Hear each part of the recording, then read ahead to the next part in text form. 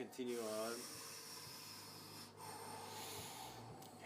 Deep breath. You see, man, there are different styles. But one style which I appreciate is that of the drunken master. So when we see the drunken master, he is a person who has mastered the ordered world.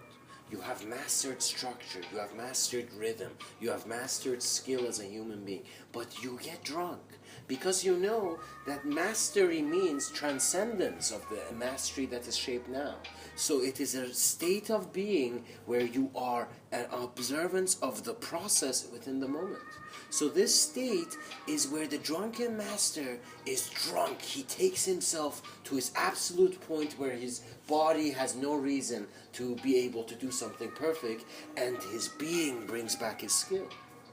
And so even though the sword is about to hit his face and his body is filled with a really high alcoholic percentage, he dodges that sword.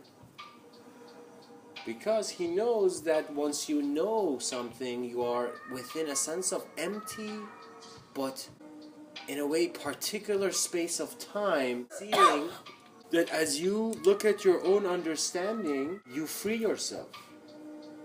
Because we have a self-sustaining process where resurrection is actually the ability to review your memory, or all that you can be in a sense aware of within this moment, to have a value which is no longer shaped. So in other words, we don't want to have memory giving us ideas of who we are. We want memory to be a great vision which every minute we are a natural expression of. So as we see the healing as a natural process, we see within our minds our attention to our way our thoughts are organized needs to change. Because organization begins at the point where you haven't even drawn the lines to the architecture of your next step. We need to, in a way, be aware that technology is innately present within us. We are an existential technology of intelligence, but as we seek external manifestation, we are becoming aware that we are not just the character in the story, but the storyteller. And so these different senses of intelligence are now communicating in a way where the Big Bang, everything that has been shaped out, is trying to be absorbed back in. Cyclically, our understanding is its own wisdom, because different senses of change are becoming aware of many different climbs up the mountain.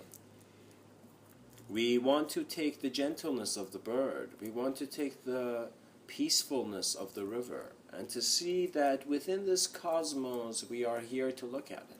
And so we are that unique designer set within the human form to appreciate the existence without knowing anything about it. And so how much can you trust all that you are? When we look at subtler technologies within our mind, we are in a sense gazing at how our imagination is organized based on our most immediate experiences in this lifetime.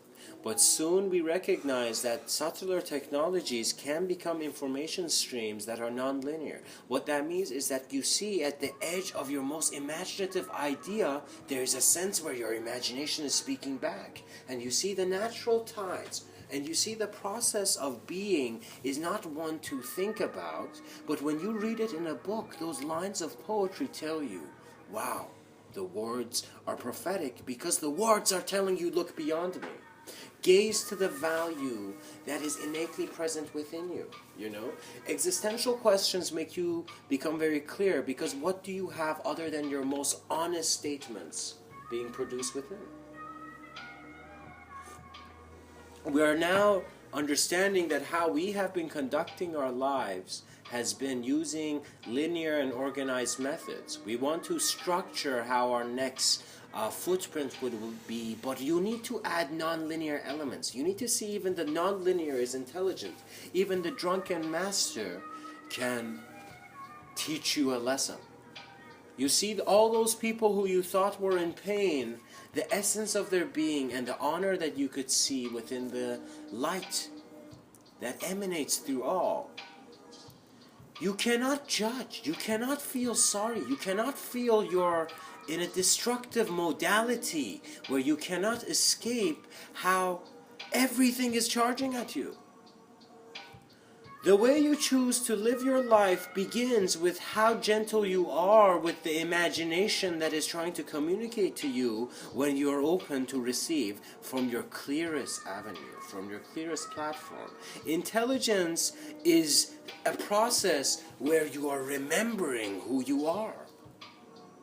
So your process of being now, especially where the human being is one where human communication can create a wrath back to intense omniscience. So what that means is we are acknowledging individuality to a degree in which we are allowing ourselves to find collective methods. What that means is that individual people suddenly decided to connect, and so we have the internet where our faces can be, booked.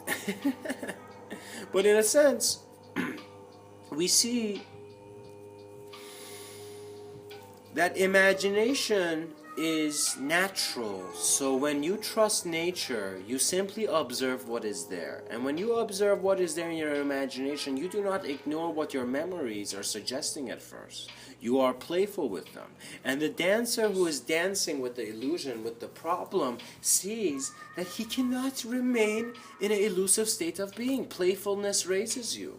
And playfulness means that you get rid of expectation and walk in the unknown as if you were born today, but you have always been there tomorrow. Your voice is your most immediate command, and so project it wisely with a sense that your next statements are your greatest acts for mankind.